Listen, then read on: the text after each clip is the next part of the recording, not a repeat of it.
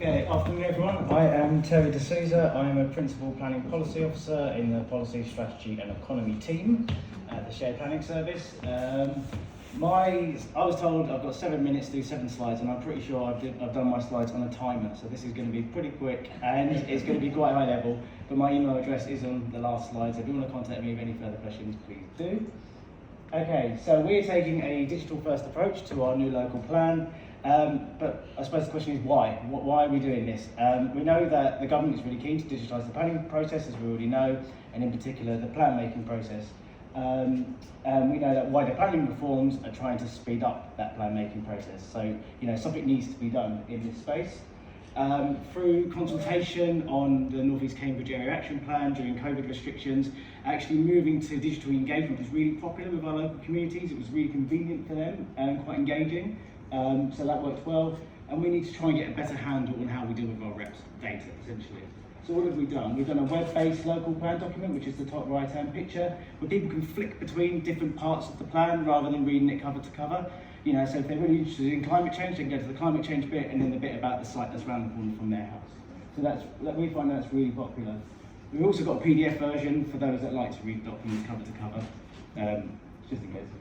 So what went well? So generally speaking, like I said, it went really well. People were really engaged in the process. We had around 9,600 reps to our last consultation, which is pretty much the same number as the consultation before that, issues and options stage. There were 2 ways people could engage online. There was a quick survey, which was anonymous, 10 key questions based around the kind of themes of the plan. And then there was our JDI online consultation platform where people could comment on specific policies or allocations. It meant everything was online for us, which was great. A lot easier in terms of digital, mailing out to people, the flow of data coming in, and the online forums were great. We even did kind of like real-time questions for people. So, we would ask a question in a webinar, and then people could use their phones to then directly respond to that, and then that helped the panel, have a further sort of engaged discussion, which was actually really, really popular. We did do some in-person events still as well, because we are really mindful of inclusion. But the kind of standing in the community hall for 12 hours while nobody turns up, we're trying to avoid that as much as possible. What could we improve? This is what I call the difficult 19%. So for us, the vast majority of the general public use the consultation platform and use the questionnaire. For us, it's the developers, the agents, and some of our statutory bodies that tend to send us large PDF files. They are on all of the policies, they are on all of the sites. We have to break them all up. They're locked PDFs, they have signatures that need redacting, sensitive information. We've spent 450 days of officer time in 9 months just processing and publishing the representations. That doesn't even include responding to them. That's a lot of officer time, and there is so much going on, like in all of the other authorities. We don't really have that time to spend doing admin, so it is an absolute nightmare. So we are really keen to move away from that. We actually got no paper representations, which I thought was amazing, because normally there's at least one letter that comes in, or even a petition, which normally comes in as well. So what would be my advice? So in terms of digital planning, take small steps. I think trying to be all singing and all dancing from the beginning is really difficult. I think it can really put people off the process as well. You've got to take people on that journey with you. And use the plan making process and all of the stages of consultation to kind of build that up. We find that seems to be working. It does take time, a health check. So storyboarding your plan, how it's going to look, how it's going to feel is actually really important before you start putting any words down on the page. Be really clear on your messaging. So from our first conversation consultation, those were the 7 key themes that the community said were the most important to them. So that's the key themes that now structure our digital local plan. De-jargon, we love a bit of jargon in planning. So, that includes not just the plan, but the websites, the executive summaries, all of that as much as you can. Think about outputs, because your outputs then inform how you then receive the information, a bit like the call for sales stuff, really. So as you can see, with the digital local plan, it's all about homes, jobs, infrastructure, supported by those larger 4 themes that underpin great places, essentially.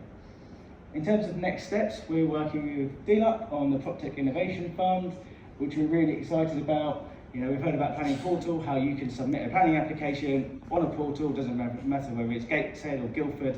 It's quite standard. It doesn't really happen in planning policy, it's an absolute nightmare. So we're trying to see if we can front load the kind of data process, the inputting of it, because at the moment we're working with PINS on their AI project. They've used our data and a few other authorities.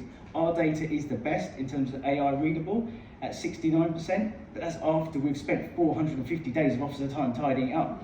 So we've got to front load the process. It doesn't work if you do it at the end.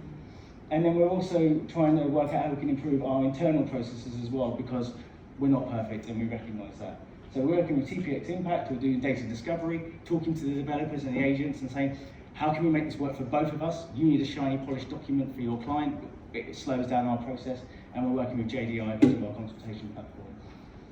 In terms of the consultation, next steps, simple, but I think it will help. We want an interactive policies map. So that was our call for sites at the top right-hand side, all 900 odd sites. We want to make that now an interactive policies map.